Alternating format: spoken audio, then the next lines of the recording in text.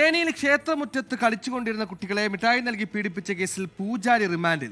പെരിയംകുളം ഭഗവതി അമ്മൻ ക്ഷേത്രം പൂജാരി തിലകറാണ് പോക്സോ നിയമപ്രകാരം റിമാൻഡിലായത്.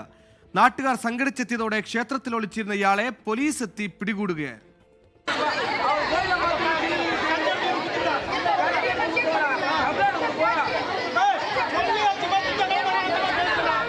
ഇന്നലെ വൈകിട്ടായിരുന്നു കേസിനാസ്പദമായ സംഭവം. ക്ഷേത്രമുറ്റത്ത് കളിച്ചുകൊണ്ടിരുന്ന 2 ആൺകുട്ടികളെയും ഒരു പെൺകുട്ടിയെയും മിഠായി നൽകി 70-കാരനായ തിലകർ അടുത്തേക്ക് വിളിച്ചു. ശേഷം 3 പേരെയും പീഡിപ്പിച്ചുവെന്നാണ് പരാതിയിലുള്ളത്. കൂട്ടത്തിലെ പെൺകുട്ടിയാണ് വിവരം മാതാപിതാക്കളെ അറിയിച്ചത്. സംഭവം അറിഞ്ഞതിനെ തുടർന്ന് കുട്ടിയുടെ മാതാപിതാക്കളും നാട്ടുകാരും ക്ഷേത്രമുറ്റത്ത് തടിച്ചുകൂടി. ഇവർ വരുന്നത് കണ്ട പൂജാരി ക്ഷേത്രത്തിനുള്ളിൽ ഒളിച്ചിരുന്നു.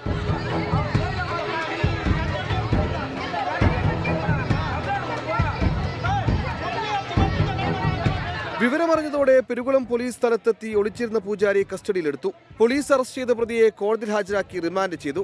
കുട്ടികൾക്ക് കൗൺസിലിംഗ് നൽകുമെന്ന് പോലീസ് അറിയിച്ചു. 24 ചെന്നൈ.